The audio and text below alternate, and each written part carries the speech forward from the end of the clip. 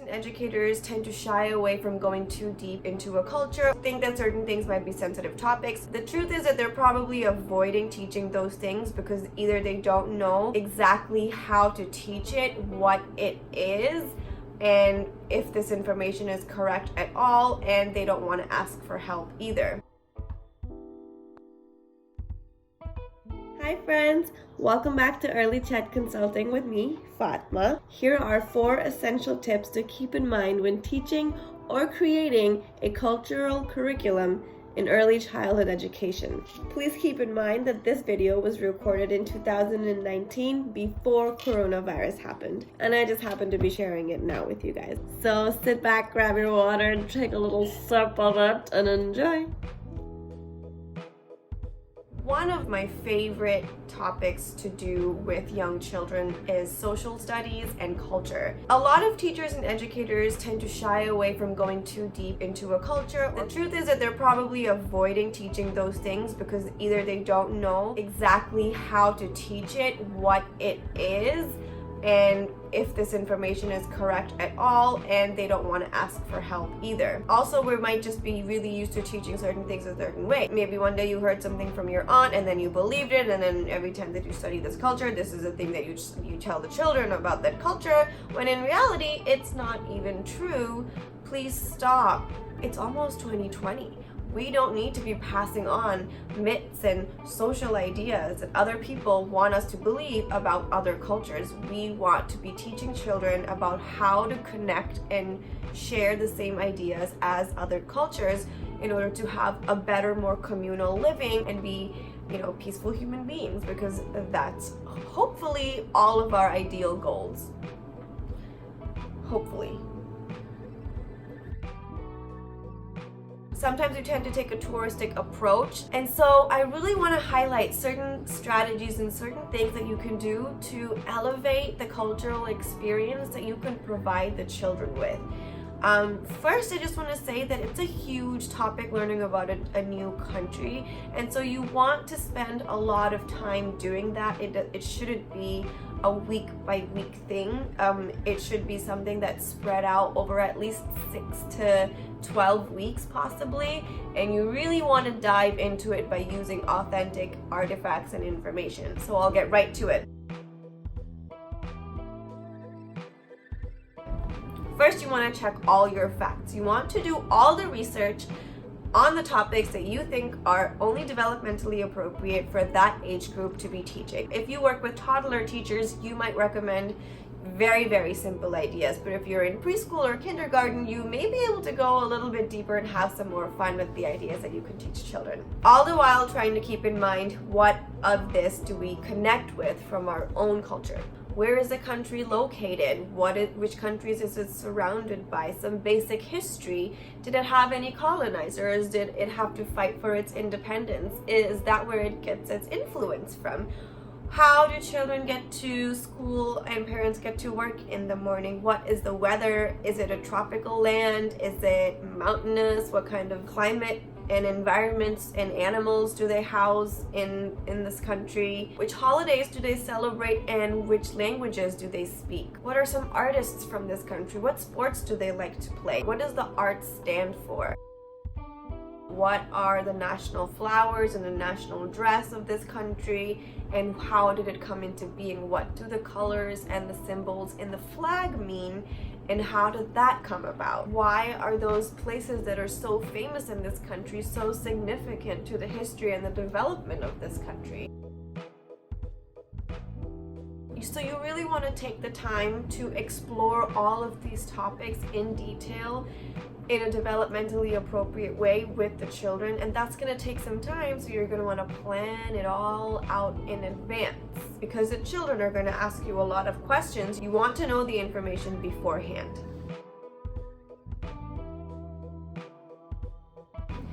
So after you've checked your facts, you're going to want to collect visuals, concrete visuals, real visuals, as well as items and artifacts from that country. So start to Google art, and all of those things that we just researched. Collect all of those photographs and show the children those photographs and talk about that culture through those photographs. And then if you are in a place where you can get objects and artifacts, and if you can buy those items or borrow them from somebody who is in the school.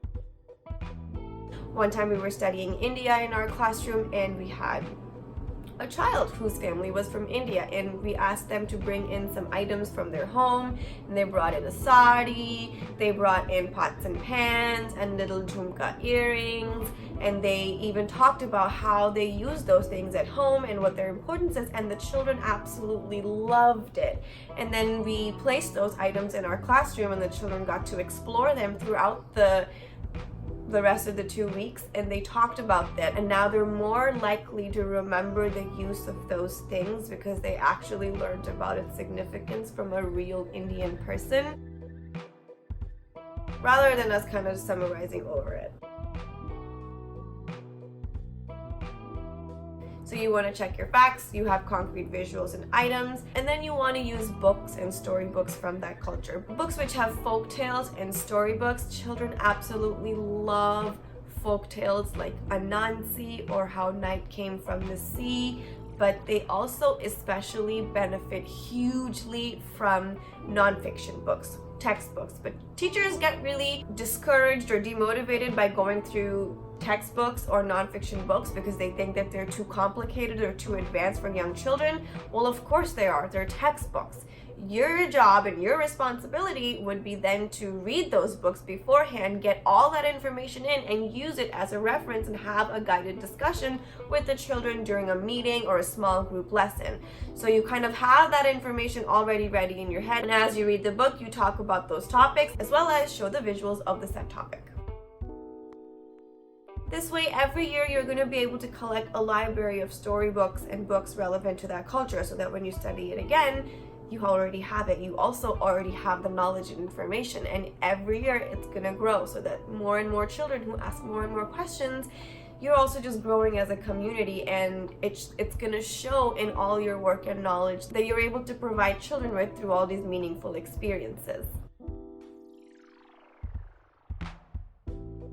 The last thing, and a very, very important thing, is having a cultural ambassador or a representative. We always try to find somebody who is from that country to come and talk about that country in all the classrooms and talk about important customs or traditions, food, anything that they feel like they would want children to know.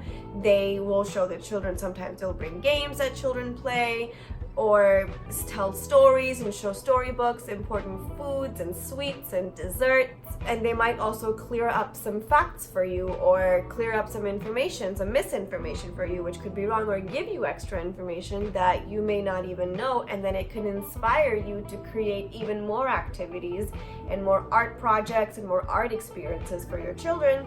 And so you want to be in constant communication with an ambassador while you're studying your cultural unit. In today's day and age, literally, again, it is almost 2020. In today's day and age, it is so easy to connect with teachers, educators, and anyone from around the world. All you have to do is get on your cell phone, get on Instagram, get on Pinterest, and start to connect with people and be genuine, be humble, and put yourself out there and reach out to people and say, hey, I'm a teacher working over here in this place. I have a few questions. I see that you're a teacher too. Do you think you would be able to answer these questions for me? Get on a quick Skype call or a FaceTime call so our classrooms can talk with each other and our children can have this experience of, oh, we actually spoke with people from another country.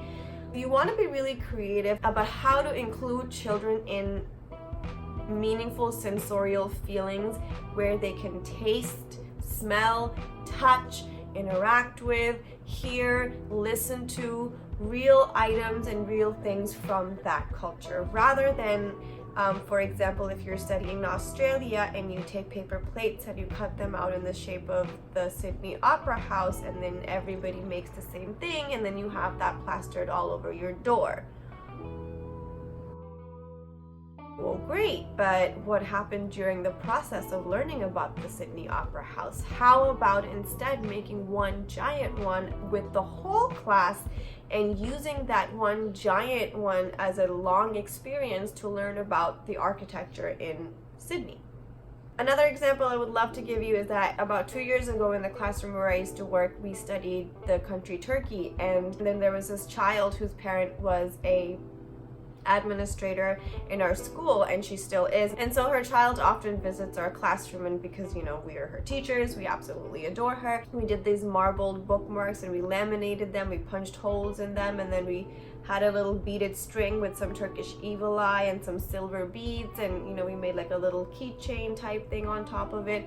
And she still uses that bookmark when she comes to preschool today, and we're studying Turkey again, and so she showed the children, look, this is the bookmark that we made. And so that is a much more useful and meaningful thing to have and hold on to and remember the country by, rather than something that you kind of have to like have a finished product with.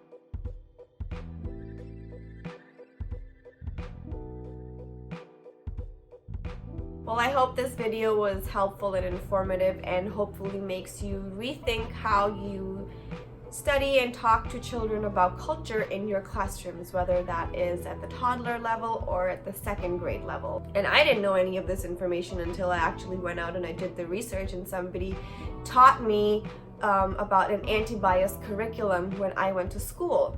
But now I'm reaching out to you as educators to take this message and do what you can with it and pass it along, so that our goal and our mission of living in a community where we can all connect with each other on our similarities rather than dividing each other because of our differences. Let's highlight what we love about other cultures and how we can connect with them more, so that that's what we're actually doing. Also, if you are in a place where it is difficult for you to get materials for your children, hit me up. Hit a girl up.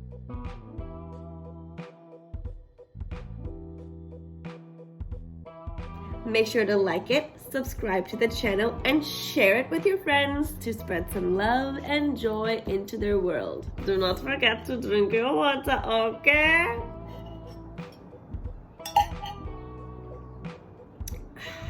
And be kind to your friends and family. Call them. If you're looking for more tips and services in early childhood, you can contact me. You can visit my Instagram page, Early Child Consulting. Thanks, everybody. Bye.